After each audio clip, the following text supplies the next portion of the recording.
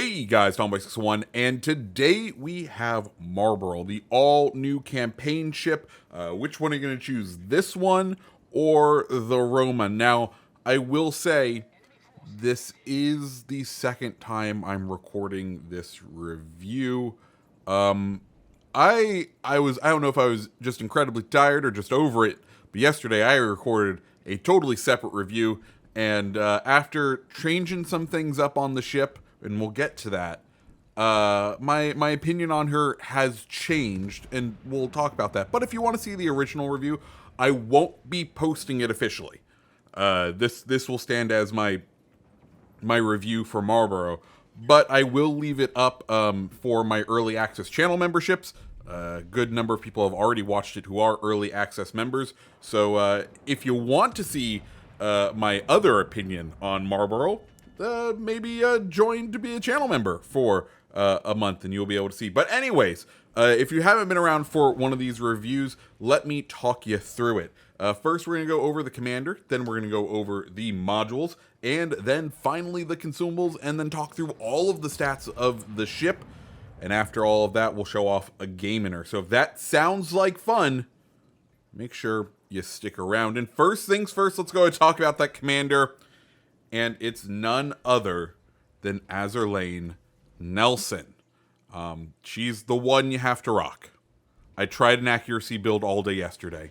I tried a brawler build. The ship does not work great with those. Nelson, with her Super 7 skill, is kind of where you want to be. So, the gameplay you're seeing right now is with an accuracy build of Cunningham. So, enjoy that. That's the B-roll for while we talk over the ships. And then the game that we show off, that will be with Nelson. But anyways, Nelson, we have Cunningham and Scharnhorst as the inspirations. Then we have Flammable Cannoneer, Big 7, Marksmanship, Master Mechanic, and Fight Fire with Fire as the inspirations. As far as mod slots go, we are running Aiming System Mod 1. Steering Gears, though I think there's an argument to be made for Prop Mod. Then Concealment Mod. And finally, Main Battery Mod 3, though I do... And unfortunately, we don't have access to like a thing that would extend the range. But if there is a range extender, I would maybe suggest running that. Consumables. Well, there's only 3. You're not going out fully packed, if you will. First one is going to be that damage control party, 15-second duration, 80-second reload time. Cool. The repair party. It is a super heal. You get 4 charges of them. You're going to heal 1,327 health per second for 20 seconds. That's going to let you recover 26,540 health per heal. You're going to be able to do that every 110 seconds. And with this build, you get 4 charges of it. And finally, you have enhanced secondary targeting. You know what it does. Increases those secondaries for about 30 seconds. It's going to reload in 160 seconds. And you're going to get 3 charges of it. Something that you don't really use on this boat.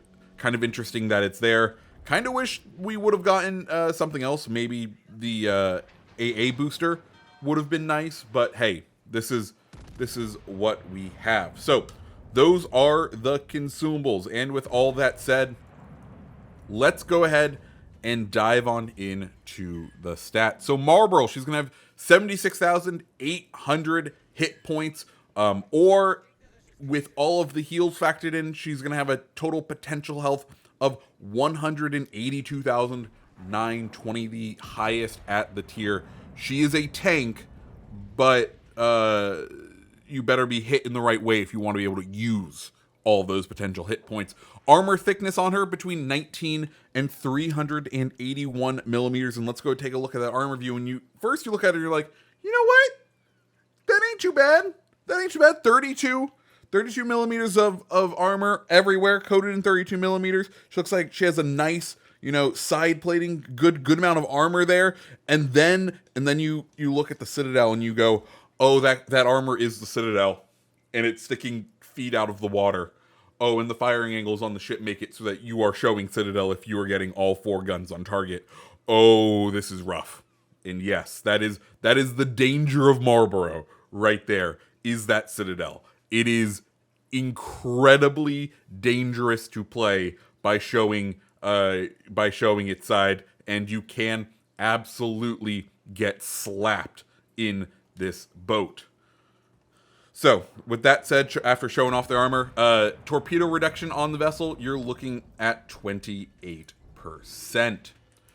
As we had already gone, next, let's go ahead and talk the main battery, the star of the show for this boat.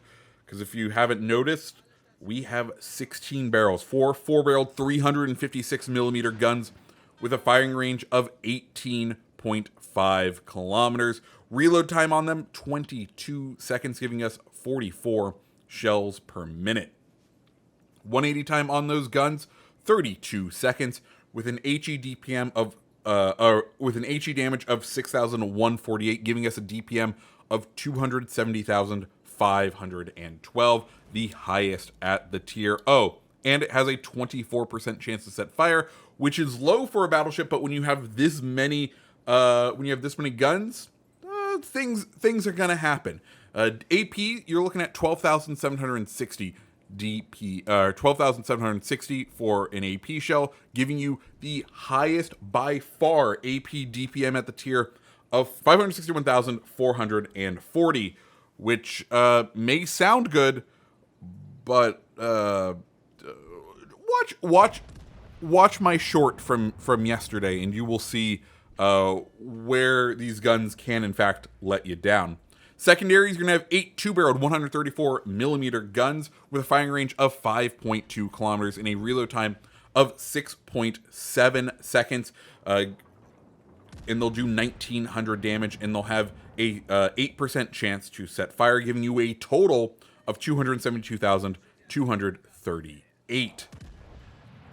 AA, surprisingly good when it gets up close. AA range is 5.2 kilometers. It starts at only 68 damage, but it ramps up to 585, putting it on the upper tier of AA for battleships at the tier. Max speed of the vessel, 31.5 knots, with a turning radius of 860 meters and a rudder shift time of 12.7 seconds. Finally, concealment of the ship, check deleted by sea, 13.3 kilometers, by air, 11.1, and when firing in smoke, 13.5. And those are all of the stats of Marlborough. And now let's just go ahead and dive on into a game. So welcome to Trap and welcome to Marlborough.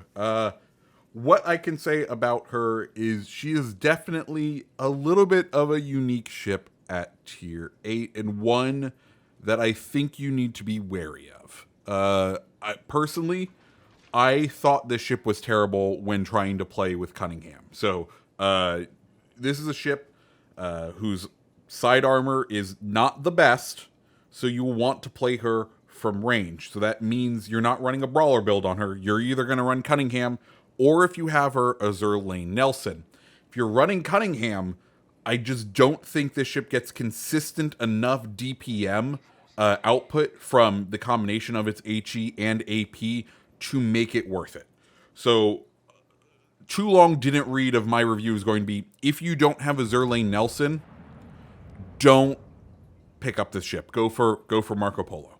If you do have Azur Lane Nelson, or you know you're going to want to pick up Azur Lane Nelson, I think then Marlborough is an excellent ship, and that's because you can do things like this, what we're about to do to this Georgia.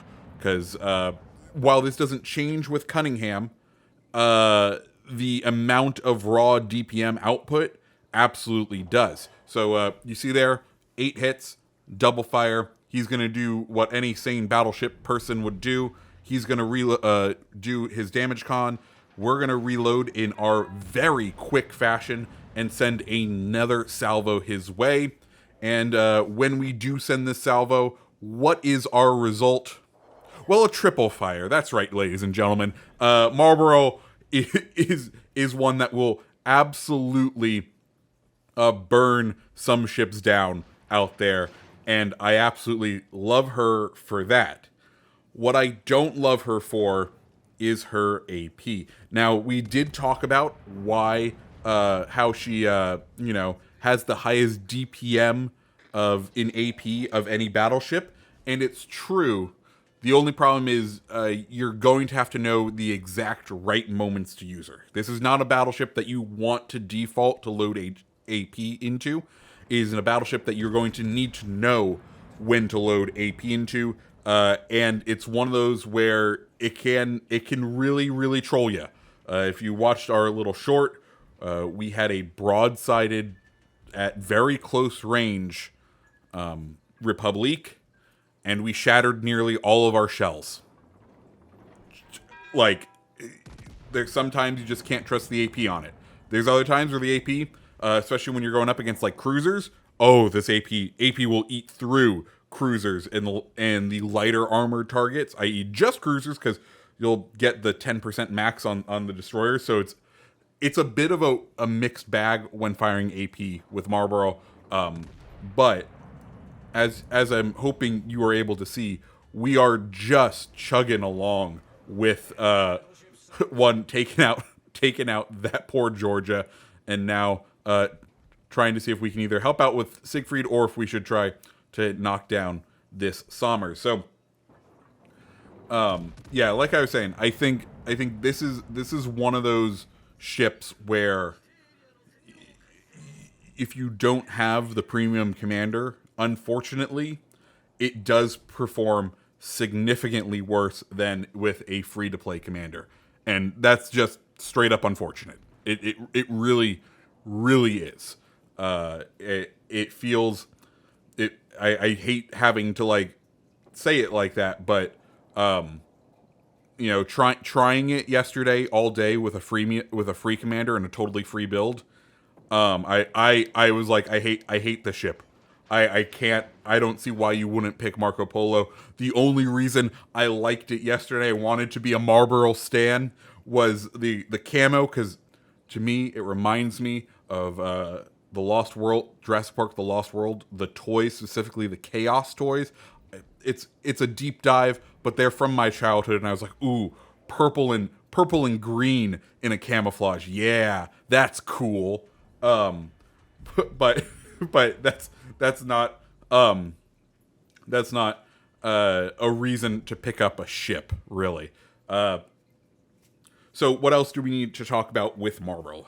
One, as we've already said, incredibly fast rate of fire. That is one of her strengths, and you'll want to use that to your advantage because you do have a lot of these tiny guns. So let's get back into talking about the match. So as saw, we took out that Georgia. We kind of hit at that Somers. Now we're trying to see what we can do about this Chapayev. We don't want to push in because we don't have exactly the best torpedo protection. So I'm trying to get on a different angle. We can see that we have that Roma holding center spawn. And we can see Chapayev is trying to figure out what we are doing. But we want to try to create a different angle so that if that Chapayev moves out of the way, we would be able to get him. But thankfully, our Roma just laid him out. So thank you to our Roma. And with that, we now have the ACAP cleared. So we are going to use our relatively high speed for a battleship. And we're going to start to move in and get our guns pointed off to our port side. Because as you can see, we have a pretty decent range in this boat, right? And we can go ahead and start trying to sling HE into those guys who are over at sea. If we look, as we move in, our circle should start to ellipse over those guys. We have a Soyuz, so we know limited damage cons. Worst case scenario, we just start burning him down, trying to make his life miserable with like running him out of damage con. So as we start to come in, he's finally in range, and we have plenty of time where he can't shoot at us, because that is the one worry, as we were talking about earlier. Generally, if you can get all 4 of your guns on target in Marlborough, you are open enough to get dev struck. That massive citadel sticks out of water, and if you miss position in her, you will find yourself going home to port relatively quickly.